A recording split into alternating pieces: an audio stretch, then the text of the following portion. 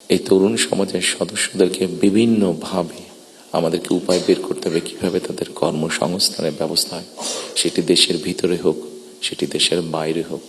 আমরা যদি এটি সক্ষম না হই এই কাজটি করতে, তাহলে আমরা 5ই আগস্ট বলি, 90-এর আন্দোলন বলি, 1971 সালের স্বাধীনতা যুদ্ধ বলি, আমাদের মনে হয় খুব সম্ভবত প্রত্যেকটি প্রত্যাশা ধ্বংস হয়ে যাবে।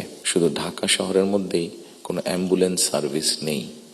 গত 54-55 বছরে আমরা মানুষের চিকিৎসা সেবার জন্য অ্যাম্বুলেন্স সার্ভিস গড়ে তুলতে সক্ষম হইনি। এটি খুবই দুঃখজনক ব্যাপার। 2008 সালে যাওয়ার পরে 2010 সালে সেখানে প্রথম একটি নির্বাচন আমি দেখেছিলাম। তো যেহেতু সেটি নির্বাচন ছিল, স্বাভাবিকভাবে রাজনৈতিক কর্মী হিসাবে আমার একটা ইন্টারেস্ট ছিল। টিভির সামনে বসে আমি ডিবেট দেখছিলাম। সেখানে দুজন নেতার মধ্যে, দুটি মেইন দলের নেতার মধ্যে, লেবার এবং কনজারভেটিভ, অনেকদিন ধরে লেবার ছিল, 2010 সালে নির্বাচনে কনজারভেটিভ আসে। তো দুই দলের দুই নেতার মধ্যে একটি আলোচনা হচ্ছিল।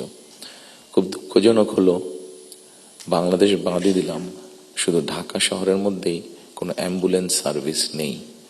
গত 54-55 বছরে আমরা মানুষের চিকিৎসা সেবার জন্য অ্যাম্বুলেন্স সার্ভিস গড়ে তুলতে সক্ষম হইনি। এটি খুবই দুঃখজনক ব্যাপার। তো এই অ্যাম্বুলেন্স সার্ভিস নিয়ে দুই নেতার মধ্যে তখন কথা হচ্ছিল। খুব সম্ভবত তখন, যতটুকু আমার মনে আছে, তখন এমার্জেন্সির জন্য অ্যাম্বুলেন্স সার্ভিস কল করলে 20 মিনিটের মতন সময় লাগতো আসতে অ্যাম্বুলেন্সের। একজন বলছে 20 মিনিট লাগে, এটাকে আমরা 19 মিনিট করবো। আরেকজন বলছিল যুক্তি তর্ক দিয়ে যে 20 মিনিট লাগে, এটাকে আমরা 15 মিনিটে নিয়ে আসবো। অর্থাৎ একজন 1 মিনিট কমাচ্ছে, একজন 5 মিনিট কমাচ্ছে। এই কাজটি তারা তাদের জনগণের জন্যই করতে চাইছে। আমার মনে হয় এখানে যেটা একটু আগে মাহফুজ আলম সাহেব যে পানির কথাটি বললেন, খুব সঠিকভাবে বলেছেন। ঠিক এখন যেভাবে চলছে, এইভাবে যদি চলে, আমার যতটুকু ধারণা আগামী 10 থেকে 15 বছর, হার্ডলি 20 বছর পরে ঢাকা শহরে কোনো জায়গায় থেকে পানি আমরা পাবো না। আমাদের বুড়িগঙ্গা নদী সম্পূর্ণ রকম পলিউটেড, 100% পলিউটেড।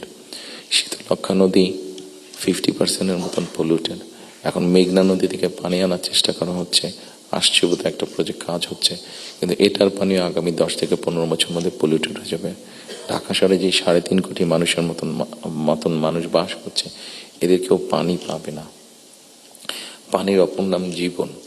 সারা দেশে যদি এই সমস্যা শুরু হয়, তাহলে বিষয়টি কত ভয়াবহ হতে পারে। আমার মনে হয় এইরকম বিষয়গুলি নিয়ে বোধহয় এখন আলোচনা হওয়া উচিত, সেটি সংসদে হোক, সেটি বিভিন্ন সেমিনারে হোক।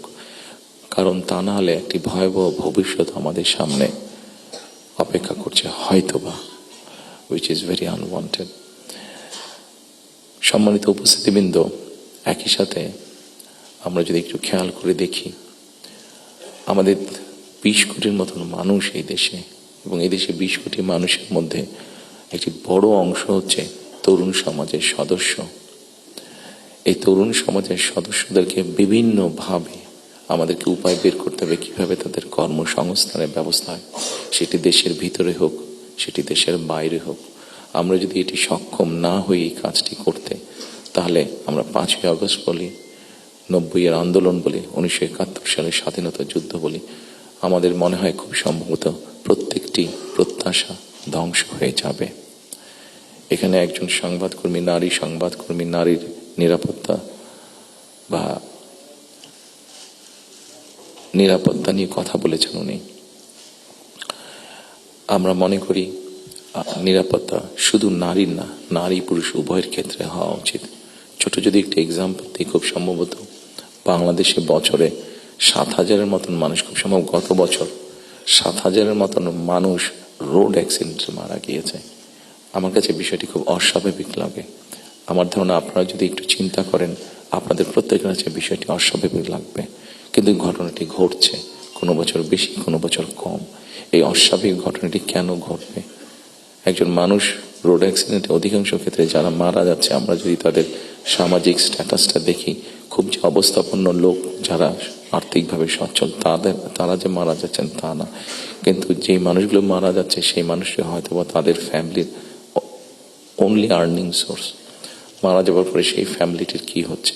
অথবা লোকটি যদি পঙ্গু হয়ে যায়, মানুষটি যে পঙ্গু হয়ে যায়, তাহলে তার ফ্যামিলির উপরে কি হচ্ছে? এই বিষয়টি বোধহয় আমাদেরকে নজরে আনা উচিত। এরকম অনেকগুলো বিষয় আছে যে বিষয়গুলো আমার মনে হয় রাজনৈতিক দলগুলোর মধ্যে চিন্তা ভাবনা হওয়া উচিত। এখানে শাইখ সিরাজ সাহেব বসে আছেন, ওনার একটি বিখ্যাত প্রোগ্রাম আছে কৃষি সংক্রান্ত। আমাদের দেশে কৃষকদের কি অবস্থা এখন, সেই বিষয়টি বোধহয় আমাদেরকে বিবেচনা করা উচিত।